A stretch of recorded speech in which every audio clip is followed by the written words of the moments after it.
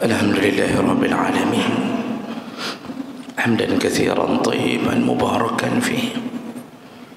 أشهد أن لا إله إلا الله وحده لا شريك له، وأشهد أن محمدا عبده ورسوله الكريم. اللهم صل وسلم على نبينا وسيدنا المصطفى محمد وعلى آله وأصحابه أجمعين. أما بعد، رب اشرح لي صدري ويسر لي أمري واحلل عقدة من لساني يفقهوا قولي. Segala puji bagi Allah, kemudian salawat dan salam kepada Rasulullah, pada keluarga dan seluruh sahabat-sahabatnya. Bapak Ibu jamaah salat subuh yang Allah muliakan, kita masih membahas tentang orang-orang atau golongan-golongan yang didoakan oleh malaikat. Di pertemuan kita yang terakhir, salah satu golongan yang terus-terusan didoakan oleh malaikat adalah mereka yang bersalawat kepada Nabi sallallahu alaihi wasallam.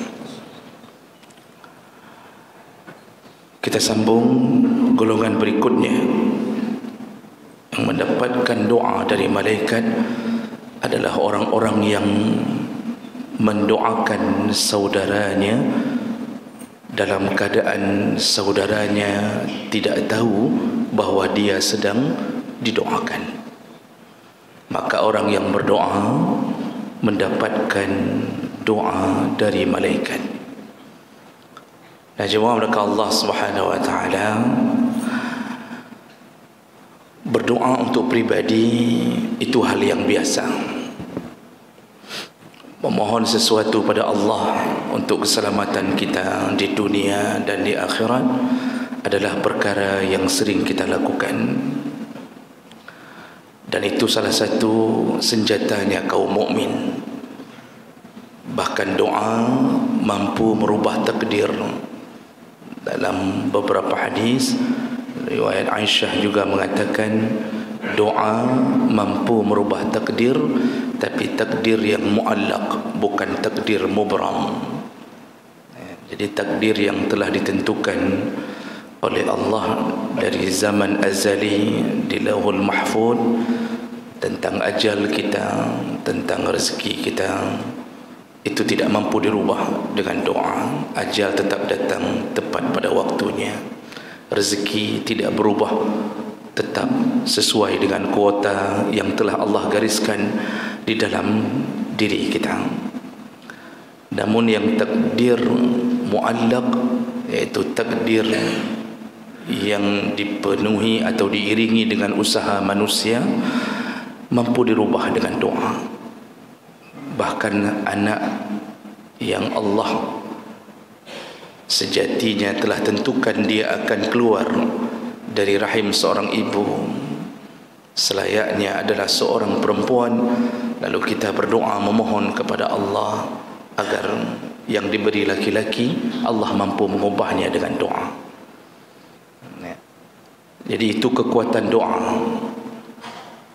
Doa yang bisa menyelamatkan kita. Dan kalaupun kita berdoa tidak diselamatkan di dunia, Allah selamatkan di akhirat. Ada orang yang tidak dikabulkan doanya di dunia, Allah tunda sampai di akhirat, dia akan buka celengan doanya. Dengan doa itulah dia mendapatkan kemuliaan di akhirat. Makanya Allah tidak pernah mengatakan doa tertolak kecuali bagi orang-orang yang menzalimi dirinya sendiri dengan maksiat. Allah memastikan kalimat ud'uni astajib lakum, berdoalah engkau kepada aku. Jawab isyaratnya astajib lakum. Tidak ada huruf yang menjadi penyelang. Jadi dalam kaedah bahasa Arab ada syarat, ada jawab syarat. Jadi Allah mengatakan berdoalah kepada aku. Seharusnya beliau Allah Subhanahu wa taala membuat huruf maka, contohnya begitu, maka ku kabulkan. Fa astajib lakum, contohnya memakai fa, atau wa astajib lakum, kan? Tapi tidak ud'uni astajib lakum, tidak ada huruf penyelang. Membuktikan apa? Begitu engkau berdoa, tidak ada penghalang doa, ku kabulkan doamu, ku kabulkan, kata Allah. Namun kadang-kadang doa kita yang kita minta adalah versi nafsu kita, sehingga kalau Allah sayang pada kita, Allah tidak kabulkan sesuai dengan permintaan, tapi Allah alihkan kepada kebaikan. Kita di dunia meminta untuk jadi orang kaya. Allah tahu dengan ilmunya, kalau kita kaya, kalau dikabulkan doa kita, maka kita akan menjauh dari masjid. Allah tidak mau itu terjadi. Kalau kita kaya, kita akan meninggalkan istri pertama kita, dan itu banyak terjadi. Kalau kita kaya, kita akan melakukan maksiat, berzina di mana-mana. Allah tidak mau hamba yang suka berdoa ini menjadi orang yang ahli neraka. Dialihkan doa itu, ditunda, tidak dikabulkan, seumur hidupnya miskin terus-terusan. Tidak kaya-kaya, tapi ketahuilah Allah tetap kabulkan selama tidak ada penghalang doa. Bagaimana cara Allah kabulkan? Bisa jadi Allah miskinkan di dunia, nanti Allah kayakan di akhirat. Atau Allah palingkan ke perkara lain. Dia tidak diberi kekayaan harta, tapi diberi kesehatan yang selayaknya kalau dia sakit, dia bisa menghabiskan biaya operasi mencapai 300 juta rupiah.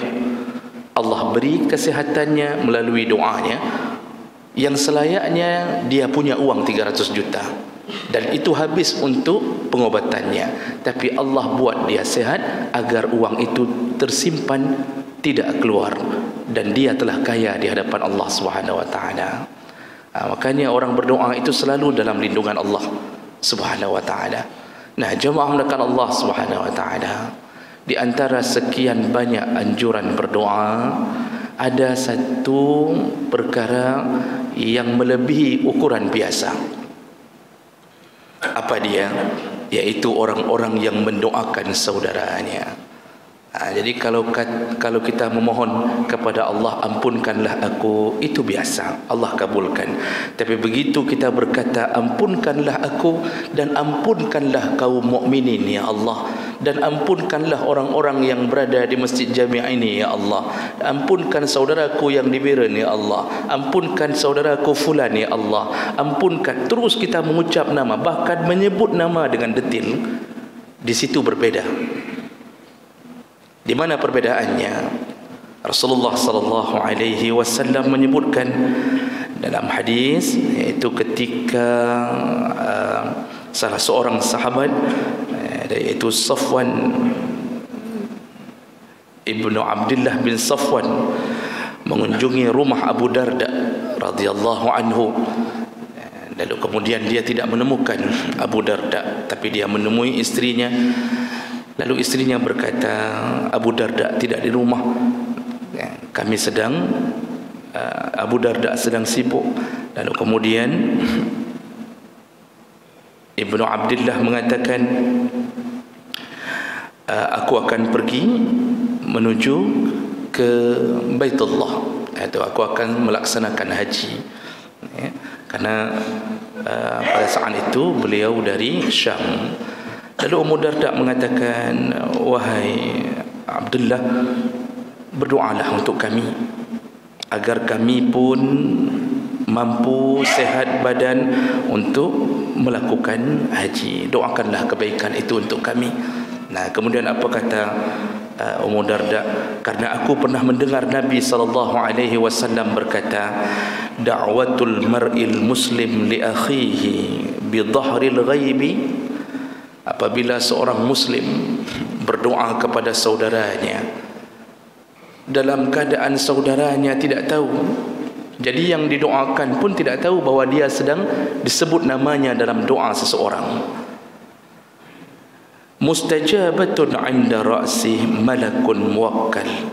Ketika dia mengucapkan nama saudaranya, dia berdoa untuk saudaranya, maka Allah utus malaikat kepada orang tersebut. Kullama da'a li akhihi bi khair, ketika doa itu adalah doa yang baik, qala al malak al muwakkal bihi, maka malaikat kemudian menjawab, amin walaka bimislin. Jadi ketika kita mendoakan saudara kita, malaikat menjawab amin. Kalau malaikat yang sudah jawab amin, mungkinkah ditolak Allah? Makhluk Allah yang tidak pernah melawan Allah. La ya'sun Allah ma amarahum wa yaf'aluna ma yu'marun. Tidak pernah bermaksiat kepada Allah, tidak pernah tidak taat kepada Allah. Malaikat mengucapkan, perkenankanlah ya Allah doa orang ini. Lalu malaikat menambahi satu kalimat, walaka bimislin, kamu pun mendapatkan kebaikan yang sama yang kamu doakan untuk saudaramu. Nah, ini hadis riwayat Muslim dengan derajat yang sahih. Maka jemaah mendakar Allah Subhanahu wa taala, lihatlah bagaimana dahsyatnya mendoakan saudara. Kalau seandainya kita doakan saudara kita, makbul doa kita itu, kita minta dia supaya rezekinya bagus, kita minta supaya dia masuk surga, kita minta supaya meninggal dalam keadaan husnul khatimah, malaikat menjawab amin, doamu mudah-mudahan diterima Allah.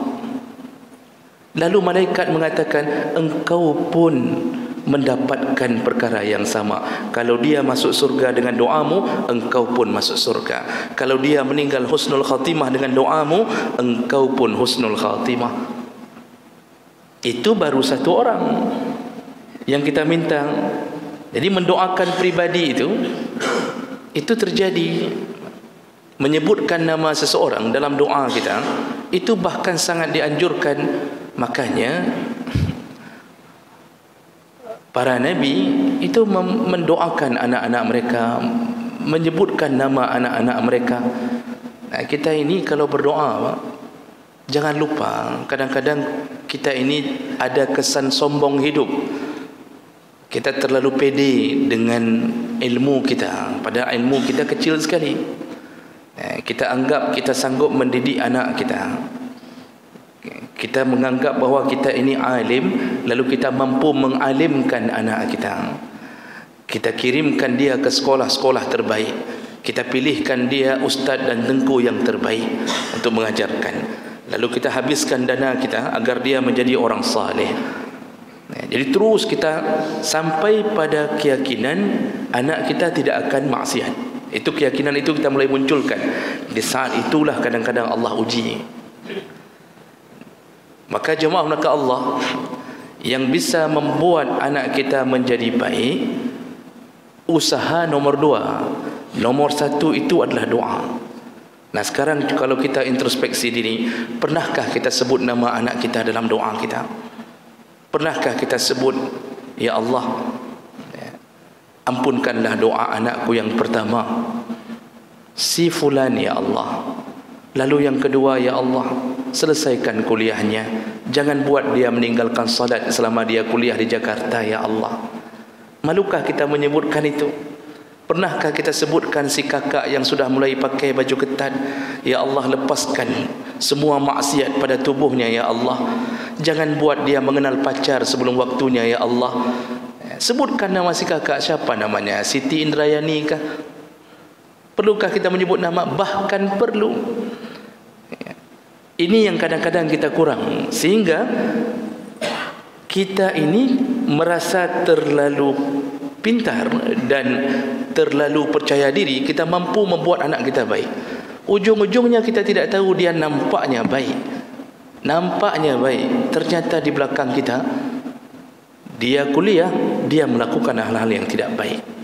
Kenapa? Kita tidak hantarkan penjaga ke tempat dia kuliah, yaitu doa kita. Jadi sebutkan nama. Oh, anak saya ustaz ada sekitar 15 orang ustaz. Anak saya 15 orang ustaz. Tak mungkin saya sebutkan namanya satu persatu.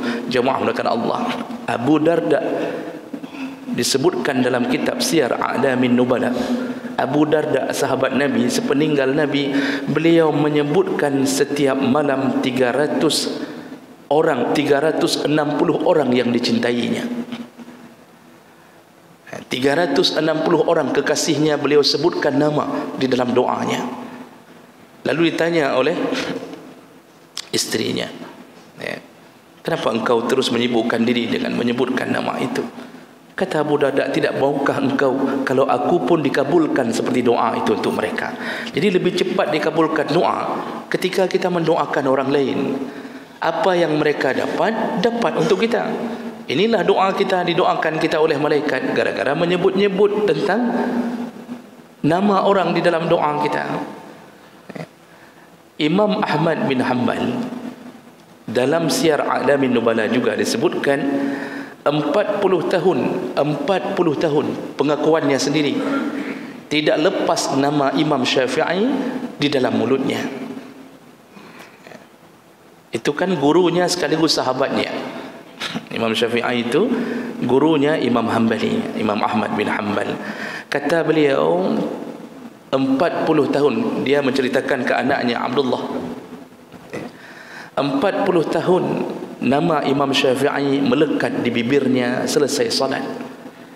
Padahal kalau kita fikirkan yang dia doakan ini kan orang saleh, artinya terkenal kesalehannya. Yang selayaknya kita minta doa seharusnya kan orang-orang yang kira-kira haitim temayang kan, atau suka maksiat. Tapi beliau menyebut nama Imam Syafi'i 40 tahun tidak pernah lepas dalam setiap salatnya di 5 waktu. Kenapa? Beliau berharap kalau doanya dikabulkan seperti yang terjadi pada Imam Syafi'i, maka terjadi padanya. Malaikat juga mengabulkan doanya sekaligus membuat dia mendapatkan hasil dari doanya sendiri. Jadi nama-nama pribadi itu disebutkan. Dalam kitab yang sama disebutkan, karena kitab itu menceritakan kehidupan orang-orang saleh oleh Imam Az-Zahabi, nama kitabnya Siyar A'lamin Nubala. Itu berjilid-jilid, semua orang saleh diceritakan kehidupannya di situ. Salah satu ulama besar dalam tabi'in, masa tabi'in kalau saya tidak salah, saya lupa namanya disebutkan dalam kitab itu. Beliau sebelum tidurnya, selalu setelah lepas salat Isya, beliau berdoa dengan menyebutkan 300 nama dari orang-orang yang dia doakan setiap malam. Sehingga pada suatu malam beliau tidak sempat, lupa berdoa. Tiba-tiba beliau dimimpikan oleh Allah, terdengar suara dalam mimpinya, engkau belum menghidupkan lampu, bangunlah. Apa yang dimaksud dengan menghidupkan lampu? Ternyata dia setiap malam menghidupkan lampu untuk membaca 300 nama yang dia tulis. 300 nama dia baca. Mimpi, engkau belum menghidupkan lampumu. Rupanya malam itu lupa dia baca doa untuk 300 nama itu. Terbangun, lalu kemudian dia hidupkan lampu, dia baca 300 nama itu. Baru dia tidur. Kenapa mereka sampai melakukan itu terlalu serius? Kalau kita kan mungkin halah menyampi singgah kan jerat kan begitu. Kalau kita, dia bangun Pak, lalu dia hidupkan lampu, lalu beliau baca 300 nama itu. Lalu beliau meminta, ya Allah berikan kebaikan kepada mereka. Kenapa semua melakukan itu? Karena mereka tahu yang berdoa untuk saudaranya dalam keadaan saudaranya tidak tahu, maka dia mendapatkan hasil doanya sendiri, dan itu lebih cepat dikabulkan Allah. Lebih cepat dikabulkan Allah. Kenapa? Yang pertama, kita ini ikhlasnya lebih tinggi. Kita mendoakan orang lain dalam keadaan dia tidak tahu, itu ikhlasnya lebih tinggi. Kalau ketemu dengan dia, ini setelah kita subuh berdoa, sebenarnya kita sebut namanya, kita doakan kebaikan demi mengharapkan kebaikan Allah untuk kita. Lalu ketika ketemu sama dia, kita ingin mengatakan kepadanya, hai bunga-bunga, tadi pagi saya menyebut namamu dalam doaku. Kita ingin katakan itu, tapi kita sembunyikan. Itu lebih ikhlas di saat kita mencoba menyelamatkan orang tanpa dalam keadaan dia tidak tahu. Disitulah keikhlasan itu Allah balas kepada orang yang berdoa. Anak kita tidak pernah tahu ayahnya menyebut namanya, tidak pernah tahu. Jadi oleh karena itu, biasakanlah berdoa untuk kaum mukmin dan mukminah. Makanya Allah sebutkan dalam surat Al-Hasyr ayat 10, walladzina ja'u min ba'dihim yaquluna rabbana ighfir lana wa li ikhwanina alladhina sabaquna bil iman wa la taj'al fi qulubina ghillan lil ladzina amanu. Bagaimana Allah sebutkan orang Muhajirin dan Ansar, Muhajirin dan Ansar itu selalu menyebut ke dalam doa mereka, Rabbana ighfir lana, yang kita bacakan dalam solat jenazah takbir keempat, Rabbana ighfir lana, ya Allah ampunkanlah kami, wa li ikhwanina alladzina sabaquna bil iman, juga ampunkanlah saudara kami yang sudah berlalu, yang sudah duluan menghadapmu ya Allah. Jadi dia minta semua orang-orang Ansar, orang Muhajirin yang telah meninggal lebih dahulu, ya Allah, sebagaimana engkau ampunkan kami, ampunkanlah mereka ya Allah. Itu doanya orang Muhajirin dan Ansar. Nabi SAW juga menyebutkan doa-doa seperti itu. Ya. Doa Nabi Ibrahim alaihissalam, Rabbana ighfirli wa li walidayya wa lil mu'minina yawma yaqumul hisab. Kata Nabi Ibrahim, ya Allah ampunkanlah aku dan juga ampunkanlah orang tuaku, juga ampunkanlah seluruh kaum mukmin yang beriman sampai hari kiamat. Tidak lupa beliau sematkan kalimat walil mu'minin. Doa Nabi Nuh alaihi salam, Rabbi ighfirli wa li walidayya, ya Allah ampunkanlah aku, ampunkanlah kedua orang tuaku, waliman dakhala baitiya mu'minan walil mu'minina wal mu'minan, juga ampunkanlah orang-orang yang masuk ke rumahku dalam keadaan beriman, dan ampunkanlah seluruh orang-orang yang mukmin dan mukminat. Makanya jangan ragu-ragu. Kadang-kadang kita begini, kita hanya menyebutkan mukminin dan mukminat, muslimin dan muslimat hanya waktu doa berjamaah saja. Waktu doa pribadi sang lagi berat dekenya. Waktu doa pribadi kita agak berat kita menyebutkan itu. Sang-sang kayaknya enggak perlulah itu. Makanya kan sering kita Rabbi firli wali walidayya warhamhuma kama rabbayani saghira. Itu kalau doa pribadi. Seharusnya kita sambung wali jami'al muslimina wal muslimat wal mu'minina wal mu'minat al ahya'i minhum wal amwat, dan seterusnya. Kalau dikabulkan Allah ampunan dosa hasil doa kita memohon seluruh kaum muslimin, maka para ulama ada yang berpendapat seluruh pahala mereka mendapatkan ampunan dosa dikirimkan Allah kepada orang yang berdoa ini dengan jawaban malaikat, walaka bimislin, engkau pun mendapatkan pahala dan doa yang sama seperti engkau campakkan kepada kaum mukminin dan mukminat. Maka jawab rekan Allah, semakin banyak kita doakan orang, semakin sayang Allah kepada kita, menunjukkan kita benar-benar berharap agar kita bersama di dalam surga Allah Subhanahu wa taala. Makanya mudah-mudahan gaya berdoa kita bisa kita rubah, perbanyaklah memohon kepada Allah agar kita terus bersama sampai menuju ke surganya. Amin ya rabbal alamin. Subhanakallahumma wa bihamdik asyhadu an la ilaha illa anta astaghfiruka wa atubu ilaik. Wassalamu alaikum warahmatullahi wabarakatuh.